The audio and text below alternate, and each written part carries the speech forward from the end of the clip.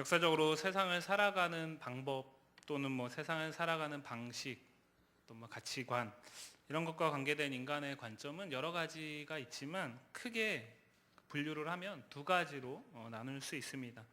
하나는 요즘 말로 무한 긍정이고요. 또 다른 하나는 무한 부정. 역사 가운데는 허무주의 혹은 염세주의라고 나옵니다.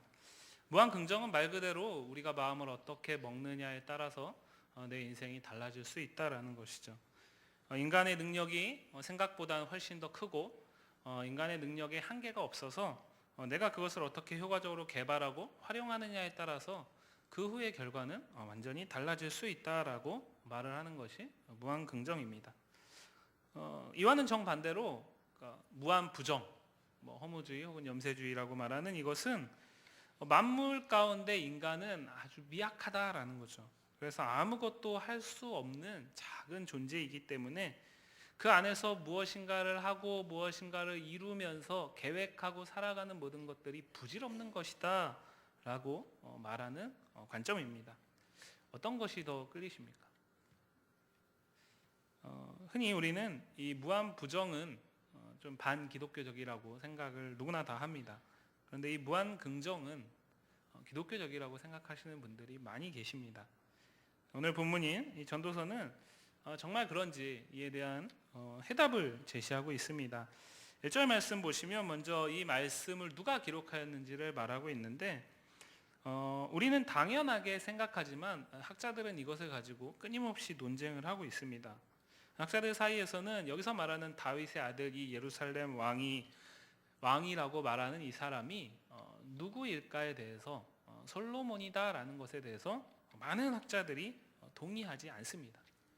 그러나 우리는 오늘 말씀을 보면서 다윗의 아들이고 그 가운데 예루살렘 왕으로 세움받은 사람은 이견이 없이 솔로몬이다라고 누구나 생각할 수 있어야 합니다.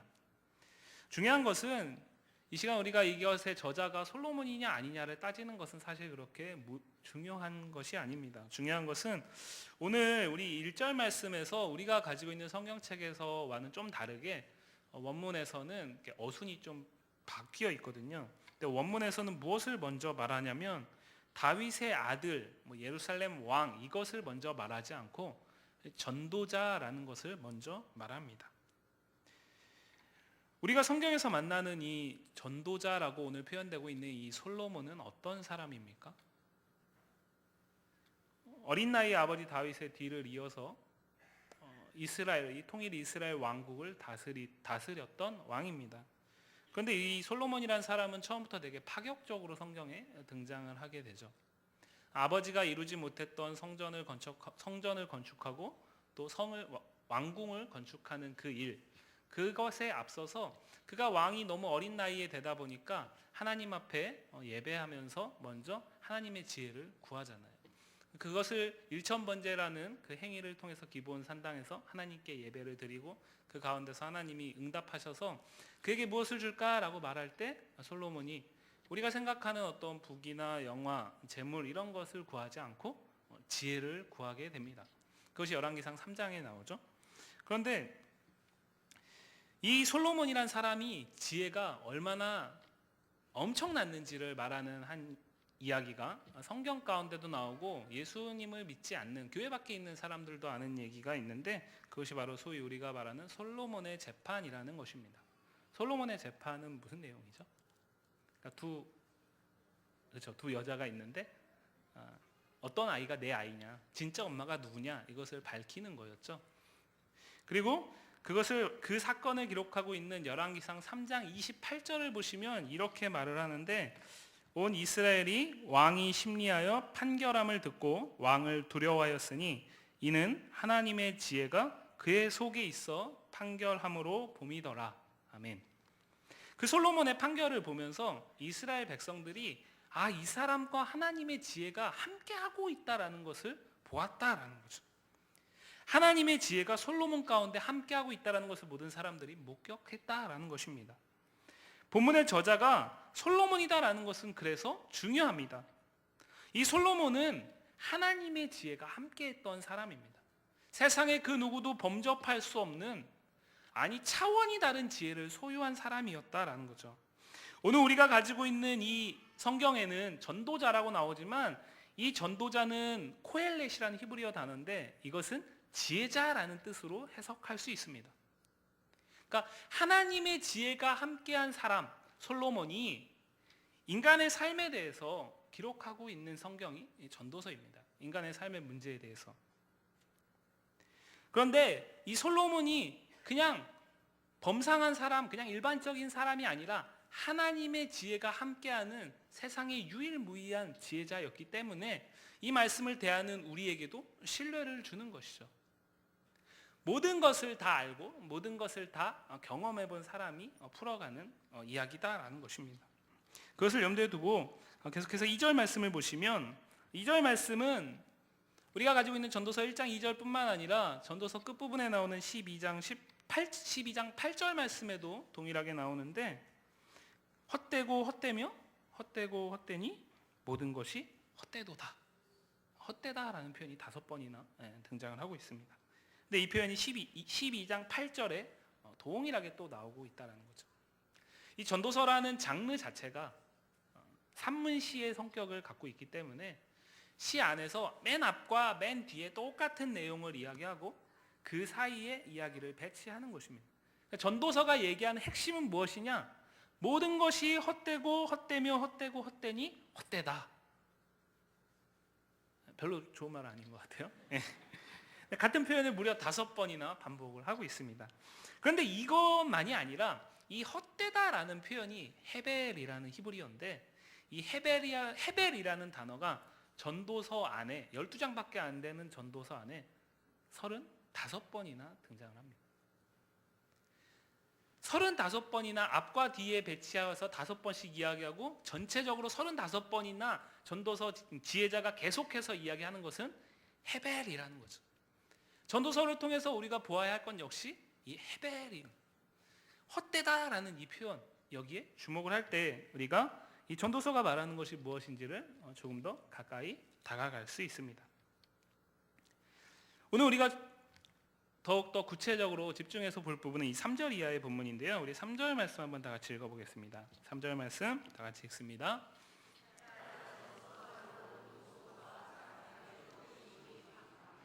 아멘. 해 아래서 수고하는 모든 수고가 사람에게 무엇이 유익한가?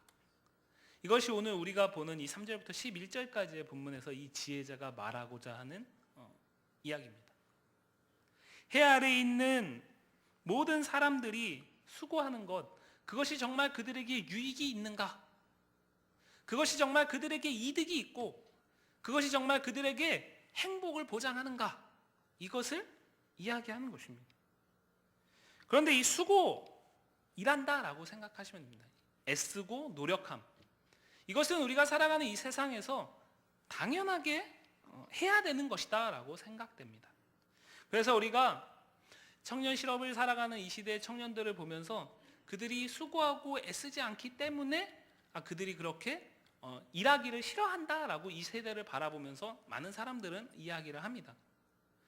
그리고 성공하는 사람들을 보면 그 사람들의 성공 수기 가운데는 거의 공통적으로 정말 누구보다 다른 그 어떤 사람보다 더 많이 수고하고 더 많이 노력하고 더 많이 애썼다라는 이야기가 분명히 들어가 있습니다. 그래서 우리가 살아가는 세상에서 수고는 남들보다 더 나은 삶을 살아가는 방법입니다.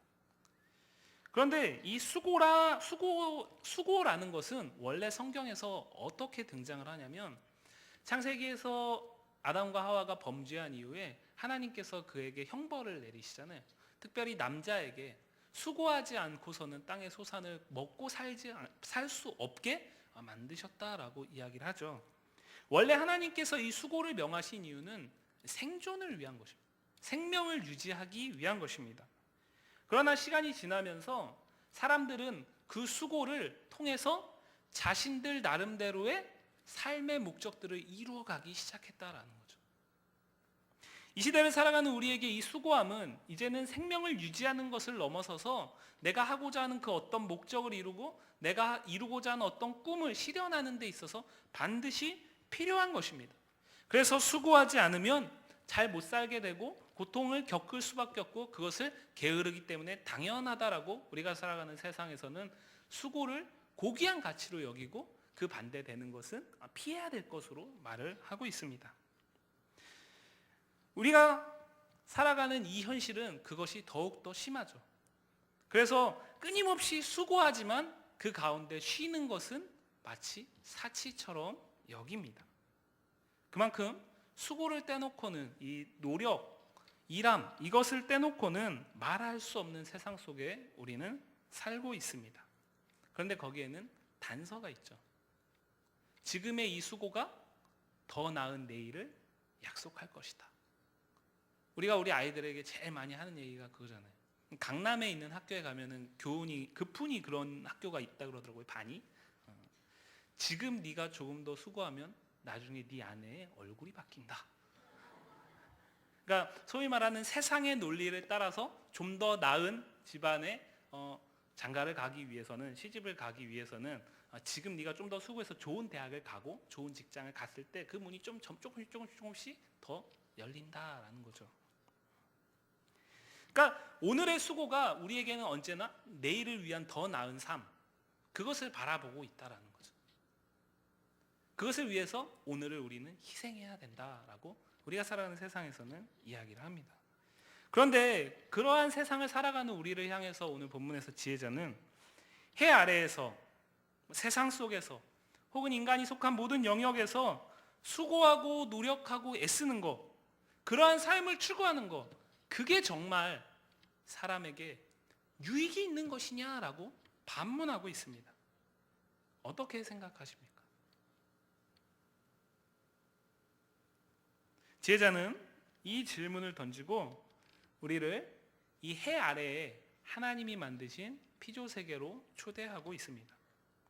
4절 말씀에서는 한 세대에 가고 오는 것에 대해서 말을 합니다. 지금 이 자리에 있는 우리는 기성세대가 되었죠. 하지만 우리는 지금부터 한 20년, 30년 전에는 젊은 세대였죠. 그렇지만 그 당시에 우리가 20년, 30년 전에 젊은 세대는, 그 당시에 기성세대는 지금 노년 세대 또는 없으시잖아요. 그리고 우리가 지금부터 20년, 30년, 한 40년 후에는 또 우리는 또 지나갑니다. 그리고 지금 우리가 젊은 세대라고 말하는 그들이 또 기성세대가 되겠죠. 그렇게 세대는 계속해서 이 해 아래의 땅을 채워가고 있습니다. 하지만 땅은 변치 않고 그대로 있다라고 지혜자는 말을 합니다. 5절 말씀에서는 조금 더 쉬운 것을 우리에게 보여주고 있는데, 그것은 무엇이냐면 해가 동쪽에서 떠서 서쪽으로 지는 것, 그렇게 하루 동안 해가 움직이는 것을 말합니다. 아침에 해가 동쪽에서 뜨는 것을 의심하시는 분들은 없으시죠? 보지 않았지만 우리는 다 신뢰합니다. 그리고 그 해가 반드시 남쪽에 올라갔다가 서쪽으로 지는 것도 다 아시죠? 그러나 그 해는 어김없이 그 다음날 또 동쪽에 나타납니다. 지혜자는 이것을 말하고 있습니다. 해가 하루 종일 수고했는데 다시 그 자리라는 거죠. 해가 그렇게 하루 종일 수고하면서 동쪽에서 떠서 남쪽으로 갔다 서쪽으로 내려가서 그렇게 하루 종일 수고했는데 다음 날은 또 다시 제자리다라는 것을 우리에게 말하고 있습니다. 해의 그러한 수고는 어떤 세상 속에서 작은 변화나 어떤 유익도 없다라는 거죠. 비슷한 이치로 6절 말씀에서는 바람을 이야기하고 있고요. 7절 말씀에서는 모든 강물이 바다로 흘러 들어가는데, 모든 강물이 바다로 흘러 들어가면 바다가 꽉 차야 될 것 같은데 그렇지 못하다라는 거죠. 그럼에도 불구하고 강물은 계속해서 바다로 흘러 들어가는 그 수고를 멈추지 않고 있다. 이것을 지혜자가 4절에서부터 7절까지 말을 하고 있습니다. 소재는 각각 다르지만 이렇게 우리를 피조 세계로 초대하고 그 피조물들이 수고하는 모습을 보여주면서 지혜자가 하고자 하는 말은 무엇이겠습니까? 해도, 바람도, 강도, 그리고 땅을 채우고 있는 모든 세대도 끊임없이 나름대로 열심히 일하고 수고하지만 그것이 이 해 아래의 세상에 조그만 변화도 주지 못한다라는 것입니다. 지혜자가 왜 이것을 말을 할까요? 그 이유는 이것을 이야기한 이후에 이제 8절 이하에서 이것을 가지고 인간의 삶으로 연결시키고 있다라는 것을 우리가 볼 수 있습니다. 이제 지혜자는 이 피조 세계에 무익한 그들의 수고가 우리 인간에게도 동일하다라는 것을 말합니다. 8절 말씀에서 모든 만물은 우리가 앞서서 보았던 4절에서 7절까지에 나오는 피조 세계를 말합니다. 해도 바람도 강도 끊임없이 흘러가고 수고했습니다. 단 한 번도 쉬지 않았습니다. 하지만 결과적으로는 아무런 변화도 아무런 유익도 없는 것입니다. 그래서 지혜자는 뭐라고 표현합니까? 모든 만물이 피곤하다라고 표현하고 있습니다. 그저 지칠 뿐이다라는 거죠. 우리가 일을 하면서 아무런 결과도 얻을 수 없다면 그 일을 하는 게 얼마나 힘들겠어요. 인간이 가장 힘들어하는 것 중에 하나가 무엇이냐면 단순 노동이에요. 그냥 한 자리에서 계속해서 똑같은 일만 하는 거예요. 그러면 인간은 그 안에서 자신의 존재감을 상실한답니다. 그리고 그 자리에서 그렇게 시름시름 죽어간다라고 이야기를 합니다. 인간이 수고하는 데는 나름대로의 목적이 있고 자신이 생각하는 어떤 거창한 미래가 있는데 그것이 해가 동에서 떠서 남으로 갔다 서에서 져서 하루 종일 수고해도 다음날 제자리로 오는 것과 똑같다면, 우리가 아무리 수고하고 노력해도 내 삶이 그대로라면 얼마나 힘드시겠어요? 지칠 수밖에 없는 거죠. 헐떡거릴 수밖에 없습니다. 그러나 사람이 말할 수 있는 것은 오늘 본문에 나와 있는 것보다 더 많다라는 거죠. 사람이 피조 세계가 아무리 수고하고 노력해도 세상이 조금도 변하지 않고 아무런 유익도, 그들의 수고에 아무런 유익도 없다라는 것을 말하는 것, 소재로 삼을 만한 것은 한도 끝도 없다라는 것입니다.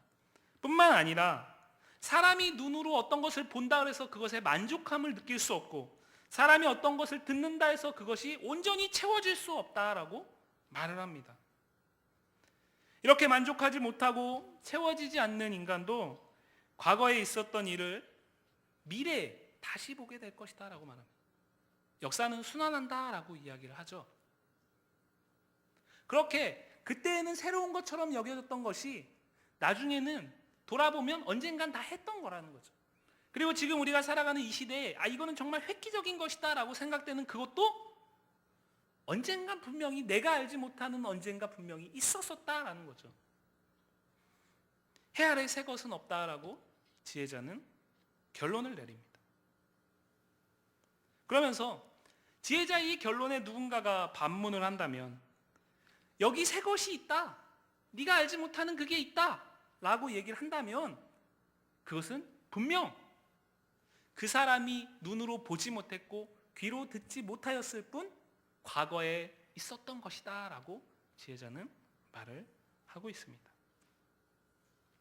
11절에서 지혜자는 이 논의를 해 아래에서 하는 수고가 왜 유익이 없고 왜 무익할 수밖에 없는지, 그것을 가장 극명히 드러내는 죽음의 문제로까지 이끌어가고 있습니다. 지금 흙으로 돌아간 우리의 이전 세대들도 수고함을 그치지 않았을 것입니다. 애쓰고 힘쓰고 노력했을 것입니다. 그러나 그들의 노력과 수고, 우리의 이전 세대들의 노력과 수고가 결국에는 흙으로 돌아가는 그때에는 아무것도 아닌 것이죠. 죽음 앞에 그들의 수고는 결국엔 다 잊혀지게 됩니다. 우리는 지금 오늘을 수고하면서 내일에 내가 얻을 명성과 내일에 내가 얻을 어떤 평판을 가지고 그것들을 기대하면서 오늘의 수고를 감내해 나가는데, 지혜자는 뭐라고 말하냐면 그거 다 지나갈 거야 라고 얘기하는 거죠. 헤벨의 또 다른 뜻이 뭐가 있냐면 연기, 지나가는 것이다 라는 뜻이 있습니다.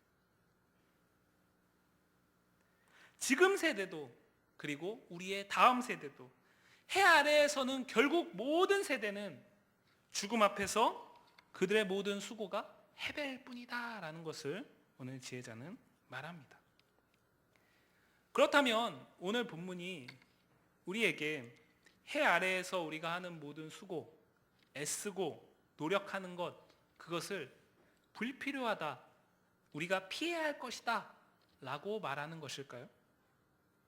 만약에 그렇다면 우리는 허무주의자나 염세주의자가 될 것입니다. 그러나 서두에 말씀드렸듯이 우리가 아는 성경은 우리에게 무한 긍정을 보게 할지는 모르지만 무한 부정을 보게 하지는 않습니다.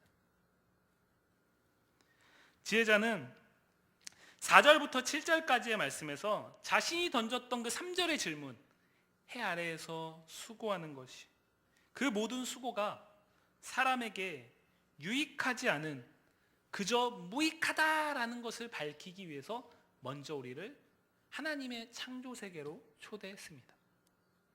그런데 우리가 성경 안에서 하나님의 창조를 그리고 있는 많은 부분들과 오늘 본문은 조금 다르다라는 것을 느끼셨을 것입니다.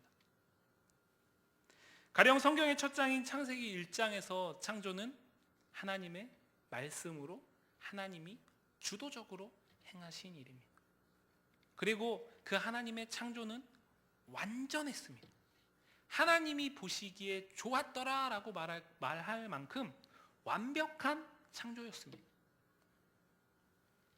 그러나 오늘 본문이 그리고 있는 이 창조 세계는 그러한 완벽한 창조 세계를 우리에게 보여주지 않습니다. 많은 곳이 있지만 시편 104편 말씀 보시면 그곳에서도 시편 기자가 이 창조 세계를 표현하고 있는데, 그곳에서 하나님은 창조 세계를 주관하고 다스리는 분으로 나타납니다. 그리고 그 가운데 사람을 비롯해서 모든 피조물은 수고한다라고 말을 합니다. 그러면 오늘 본문과 완전 반대되는 얘기를 성경의 다른 곳에서 하고 있는 게 되어버립니다. 오늘 본문은 수고하지 말라라고 얘기하는 것과 같으니까요. 수고해봤자 결국에 다 지나갈 거야, 다 헛거야 라고 얘기하고 있는 것 같으니까. 그런데 그것이 바로 오늘 지혜자의 의도가 담겨 있는 것입니다. 하나님의 창조 세계는 하나님이 주관하시고 하나님이 다스리시고 하나님이 운행하시는 세계입니다. 그러나 오늘 지혜자가 말하는 우리를 초대한 그 창조 세계에는 하나님은 없습니다. 지혜자는 의도적으로 하나님을 숨기고 있습니다. 하나님을 드러내지 않고 있습니다. 하나님이 계신 하나님의 창조 세계는 반드시 하나님의 영광을 드러내고 반드시 하나님 보시기에 좋아야 합니다. 그러나 오늘 지혜자가 말하는 이 창조 세계는 하나님이 계시지 않기 때문에 그들이 아무리 수고하고 아무리 노력해도 아무런 변화도 없고 아무런 유익도 없고 하나님과는 상관이 없어지는 것입니다. 왜 지혜자는 이렇게 창조 세계를 말하면서 의도적으로 하나님을 피하고 있을까요? 하나님을 배제하고 있을까요?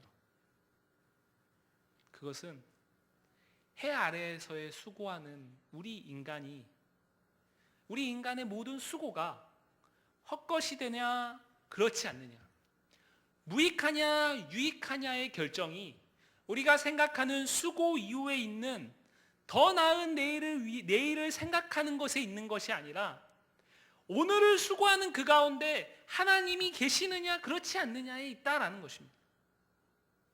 해 아래에서 수고하는 모든 것, 그것은 하나님이 명한 것입니다.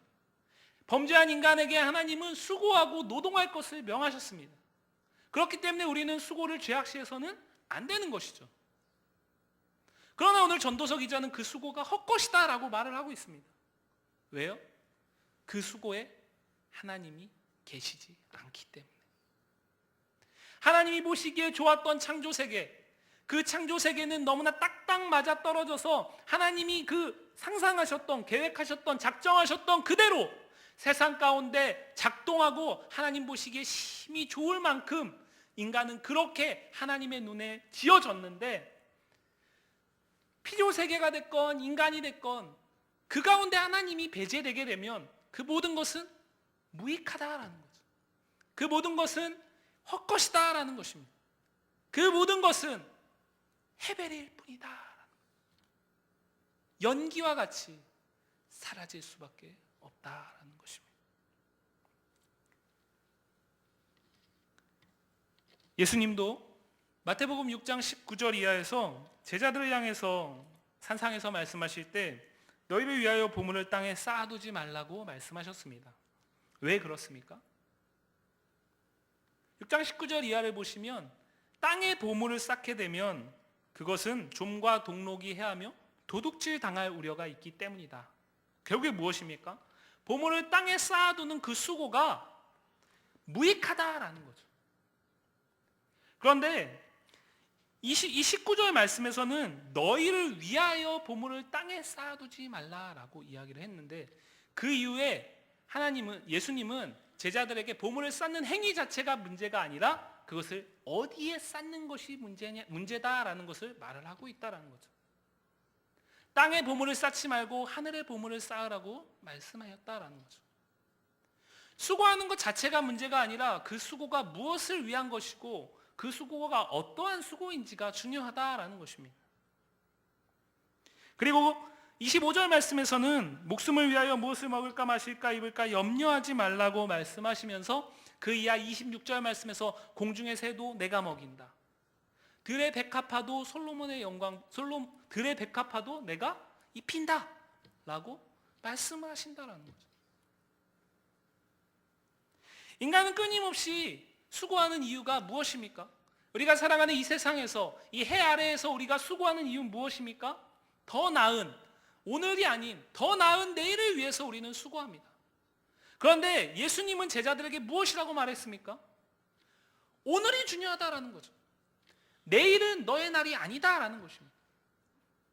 더 나은 내일을 위해서 수고하고 애쓰는 것, 그것은 그 다음 날이 너에게 보장되어 있지 않은데 얼마나 헛되고 무익한 것이냐라는 것을 말하는 것이죠. 그러면서 그 마태복음 6장 19절 이하의 그 본문에서 예수님은 33절과 34절에서 결론을 내리십니다. 우리 마태복음 6장 33, 34절 우리가 너무 잘 아는 본문인데요. 한번 다 같이 읽어보겠습니다. 그런즉 너희는 먼저